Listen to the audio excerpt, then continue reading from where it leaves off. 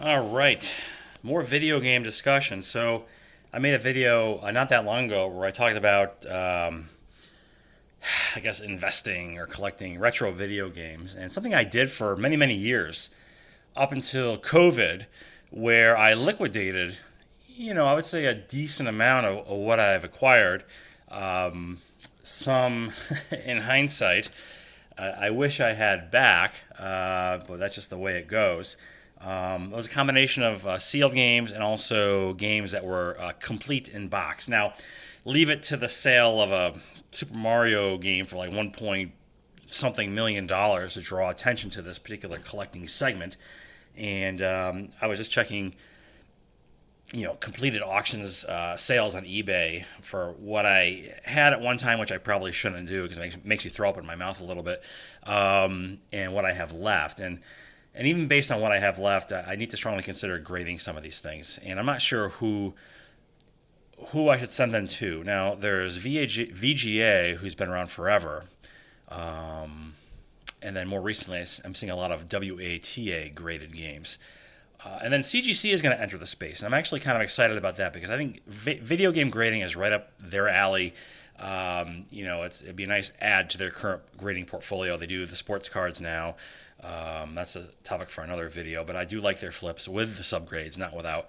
The comic books have been, their mainstay, and of course coins and gaming cards for that matter. So video games certainly are a natural progression for CGC. So I don't know what their timetable is for launching that division, but I think I'm probably going to wait and see. Now you might say, well, you don't want to go. That's a brand new company, and it's. I think with comic or with video game grading, it's not like PSA, Beckett, and SGC. It isn't like that. I don't think. But I've asked people who should I go with, and I basically 50-50. Go with WATA, go with VGA, whatever. I haven't gone with anybody yet, right? So anyway, I've got a few here I've pulled from what's remaining in my collection. And first up, here's a copy of Perfect Dark for the Nintendo 64, which at one time was, you could have this for dirt cheap. I think I paid $9.99 for this back whenever it was near the end of the Nintendo 64's life cycle. And, about the grading companies, I read somewhere that VGA focuses more on the wrap, and I think WATA focuses more on the condition of the cardboard contained within. I don't know if that's an accurate statement, but I kind of like the VGA slabs better. But Perfect Dark was, I never played it. It was a spiritual successor to GoldenEye's Nintendo 64, which was hugely popular, probably the biggest game for the system outside of maybe Zelda or the Mario game.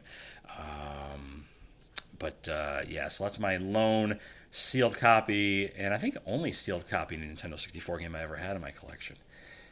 Here is what we got. GameCube stuff left over. I got this copy of Mega Man Anniversary Collection, which collected what? Mega Man X? No, it collected like a bunch of different Mega Man games. 10 Mega Man games on one disc.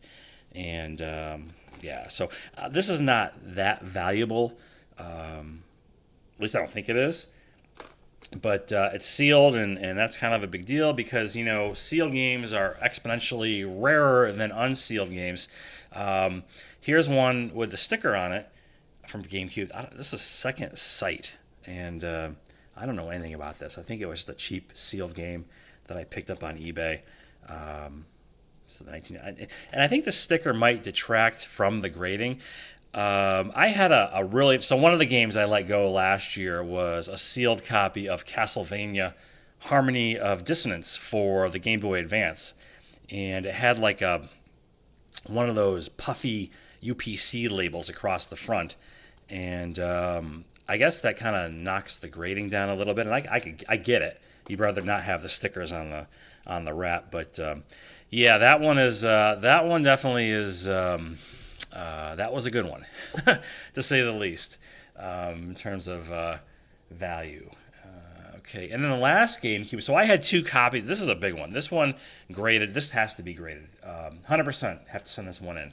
Legend of Zelda, The Twilight Princess. Now, I bought 3 copies of this from Walmart back when it was released because I think Walmart had a special. It was $37 per game. There's some kind of deal they were doing. So I picked up 3 copies. I played one, never finished it. the other copy I sold last year, like well over a year ago, for like $150. And I held on to this one, which I thought was the better of two conditions. And I believe this is a $1,000 plus game now, whatever WTA 9 point whatever. Yeah, that's definitely a keeper to be graded. And then what do I have? Another GameCube game here. Let's keep it GameCube. This random RPG. RPGs are highly collectible, especially when it comes to a particular franchise and or the grading or the gaming company. In this case being Namco. Tales of Symphonia. I don't know too much about this, but any RPG always seems to be desirable. Now, I had an even better one than this that I sold. It was over $230.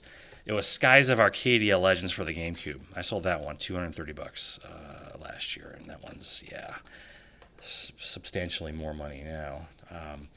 And then what else I got? I have one Wii U game that I picked up, and I believe I had the collecting aspect in mind here because I bought two copies, one to play, and then one to keep sealed because this is The Legend of Zelda, and I believe this is the last published game for the Wii U. Plus, it's a Zelda game. So at the time, the Wii U was launching, and they converted this to a Wii. I'm sorry, what is it? The Switch. I'm sorry, the Switch was launching, and they converted this game to a Switch game as well. And so I think the focus was really on that. And I don't own a Switch or didn't own a Switch back then, and I picked this up. And it took me 4 years to beat this game, and I'm like maybe 45%, of the stuff that you could add or collect in it. But Legend of Zelda: Breath of the Wild, and even this one being only 5 years old now, just graded copies of this are semi insane. So I think that needs to go off. Anything Zelda is worth grading. All right, I got some 3DS game. Yeah, these are 3DS.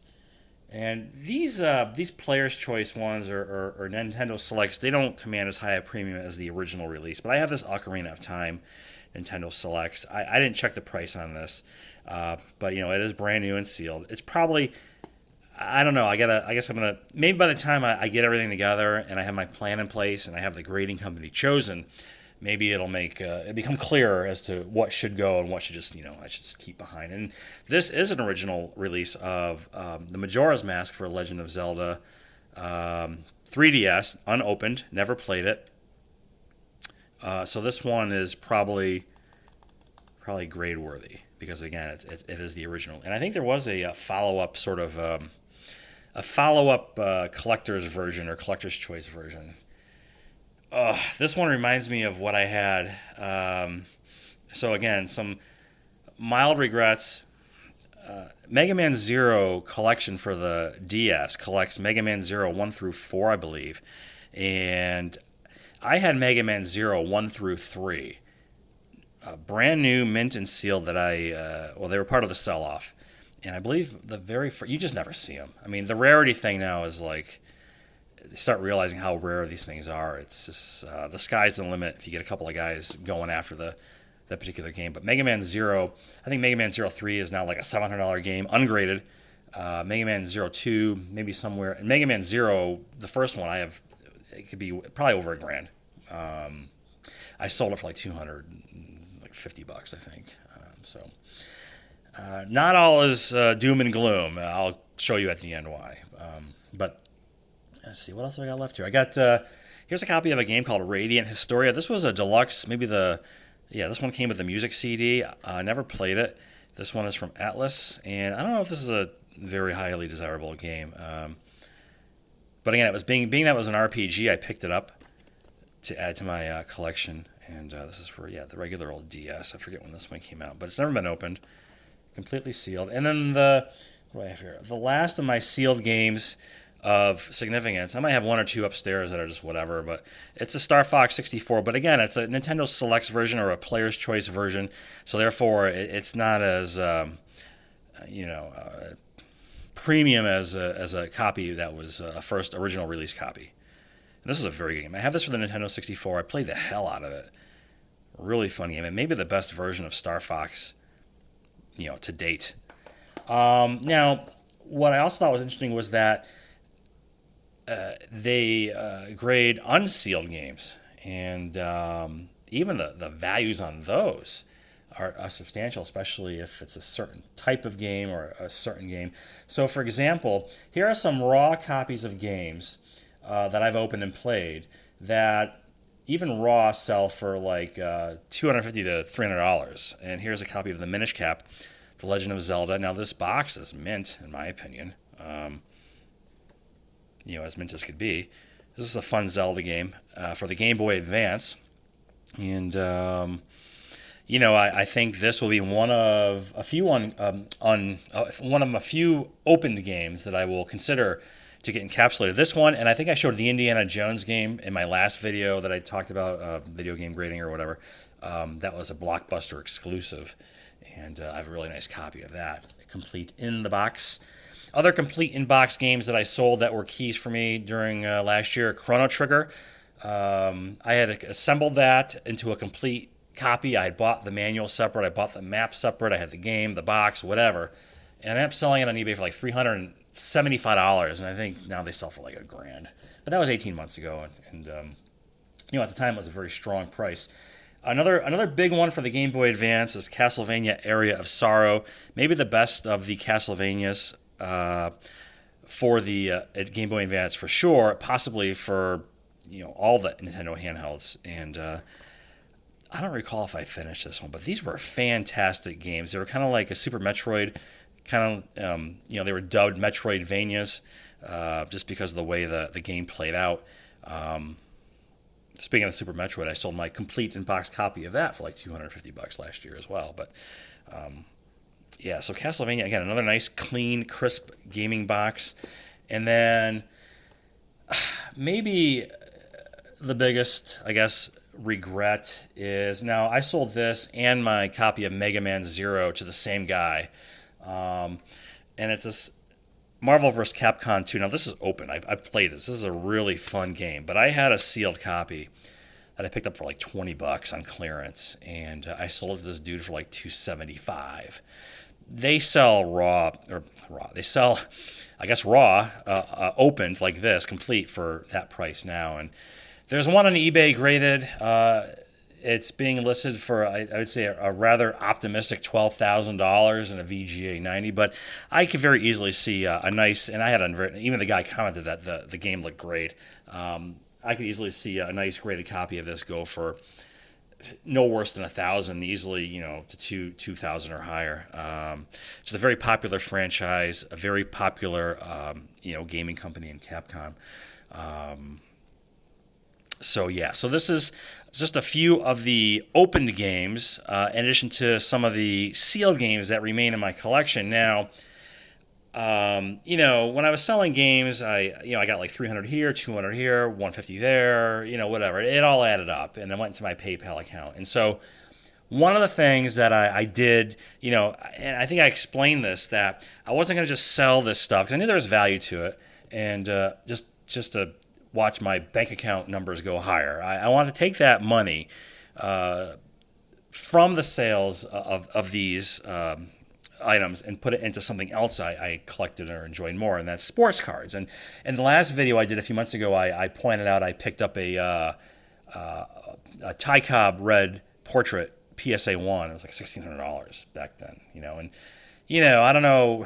It's hard to get a comp these days. It might be worth double that or maybe less than double that. But eye appeal is very important. It's very strong eye appeal. Anyway, so one of the other cards I picked up throughout this whole process, unloading these video games, is this guy right here. This Tom Brady rookie sent me back. It was $800 in an off eBay transaction. So this might be the saving grace of, of unloading some real rare gems of my gaming collection. Because you could this one is certainly a very, very significant card to own. It's gone up dramatically from the 800, to say the least. Here's what's left of my collection, and kind of researching the video game companies right now. In my limited research, I'm getting a 50-50 split. VGA, WTA, VGA. So I don't know. I'm curious if people are into this sort of thing, what they what they recommend. And I mean, having said all that, I definitely want to wait for CGC to see what their slabs look like, and and then maybe kind of make a decision and go from there. So that'll do it. And that's probably it from the video game front from me until it comes a time where I prepare a submission to whomever and receive it in return, and I can show the grades off. But we're looking at probably a year. I mean, who knows? Anyway, that's a wrap.